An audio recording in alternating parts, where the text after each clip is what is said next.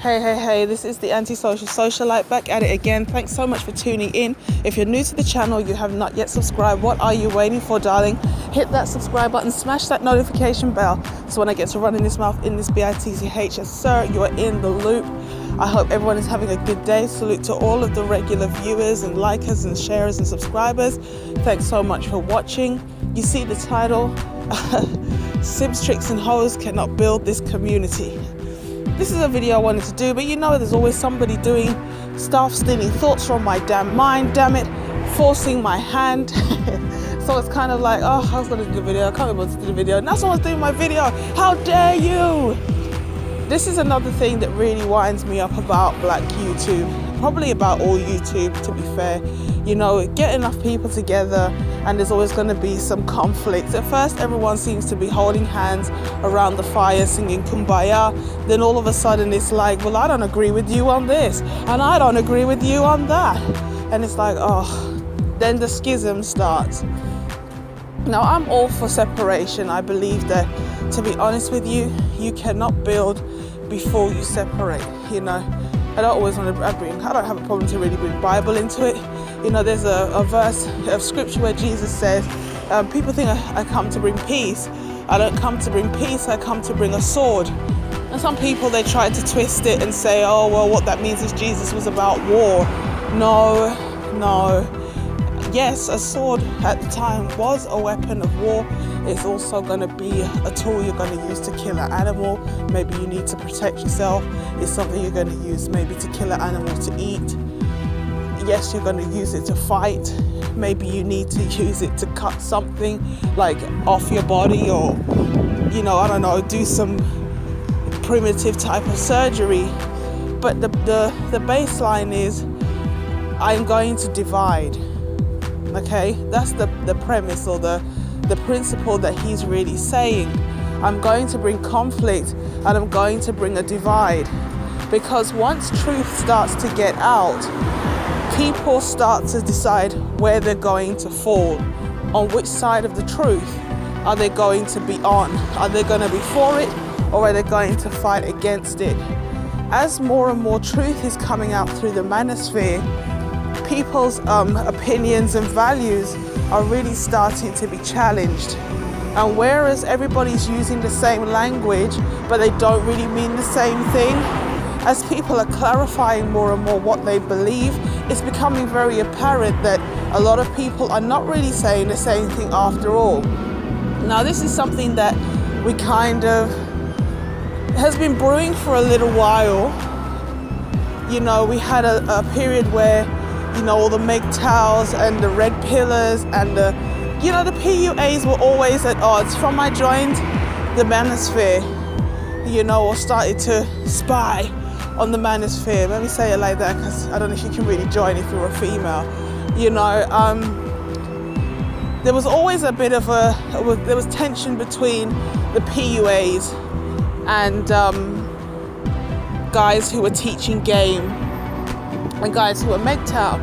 And obviously the guys who are MGTOW, they're like, well, you know, you're still teaching guys to kind of to women to an extent. We don't want anything to do with them. And I kind of understood that. You know, sometimes you can do the right thing, but quote unquote for the wrong reason. The guys who are MGTOW, you know, they are looking at, you know, the women are, and I don't want to say this in a disparaging way, you know, they're looking at things to an extent from a protective, fearful standpoint. You know, oh, if you have a woman in your close proximity, the more you work with her, the more you engage her, the more there's a possibility that she will do something that you're not going to like. Maybe she'll lie. Maybe she will try to discredit you somehow. Maybe she will accuse you of something. So the protective measures that guys in MGTOW took were totally understandable, but they were coming from a place of fear. And the fear is not unwarranted. There's valid truth to that, you know.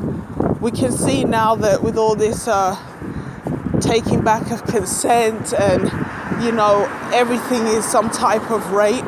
You looked at me funny, so you look raped me. You ignored me, so you ignore raped me. It's like, the way you handed me the stapler, I feel violated. It's just like a lot of bullshit. So I can totally understand why guys are like, to be honest with you, we don't really want to interact with women because they're just too damn dangerous. Okay? But there are other guys, there's another side to it, which is I don't want to interact with women because, I don't want to be at the mercy of them. I don't want to be a man who lives his life just seeking validation all the time from females. And that's the kind of aspect of the mindset that is healthy. You don't want to be a slave to vagina. And this is where, to an extent, the schism in the black manosphere kind of started to take hold, because a lot of the brothers realized that, shout out to people like MOT, Edward Anderson, who really called it out very early, that, at the end of the day, why are you telling these guys to try and break their necks, jumping through hoops, learning all this game, only to get just expired women who bring no value to the table. They haven't actually, they haven't really got anything to show for themselves. They haven't got anything to offer. It's like, why are you teaching the next generation of young men to come through only to get women that are not good quality women? And I completely agree. Okay? And this is kind of like not something that I recently thought. This is something I've always said, and that's why sometimes I get fed up with these panels, and obviously no one's forcing me to watch, blah blah blah. It's like, why are you trying to have conversations about building a community with people whose main focus is their immediate gratification? The person who is about pumping and dumping, smashing and dashing, I don't want no kids, I don't want to get married. You cannot have a conversation with that person if you claim you're community-minded. Because the person who is community-minded understands that I have to forgo that's a new word of the day.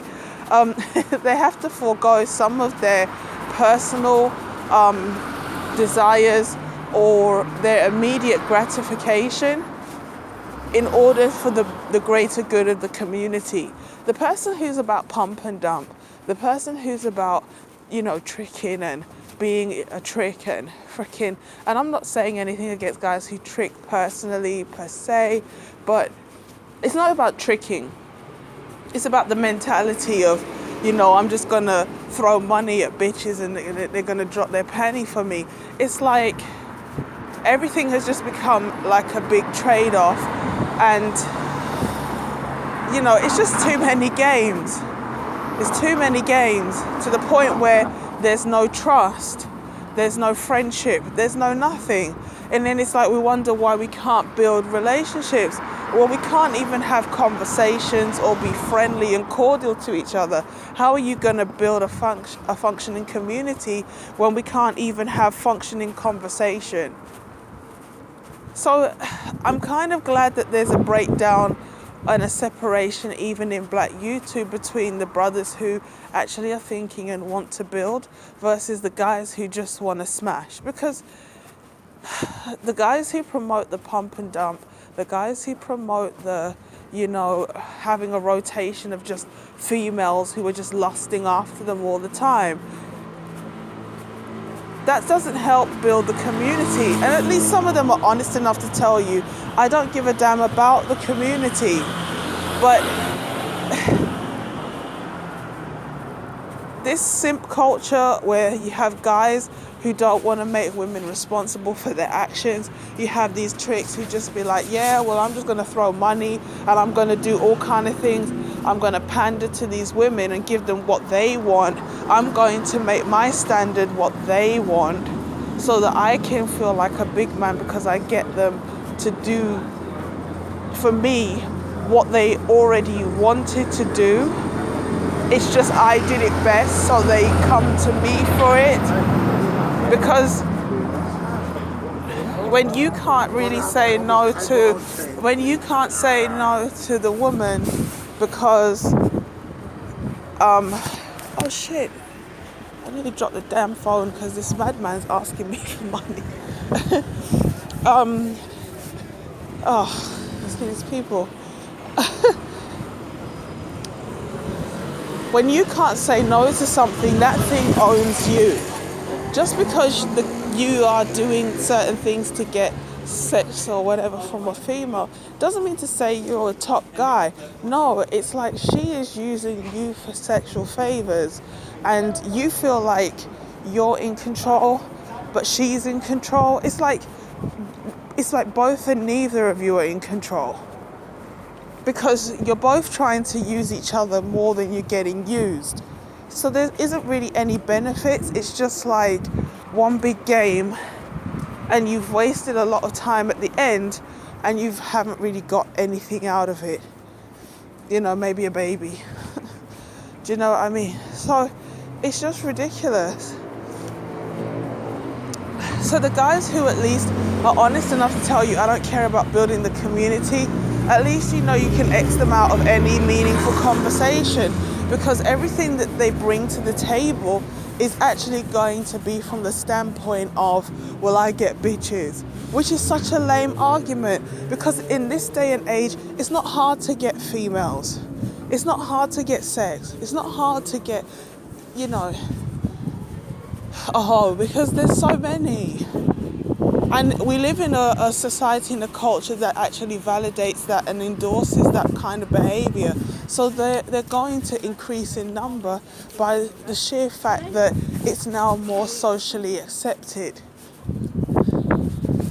So it's just ridiculous that people are talking about building a community with people who make it very clear they don't give a damn about the community. That's all I got for this video. Let me know what you think in the comment section. Like, share and subscribe, and I will catch you in the next one. Peace.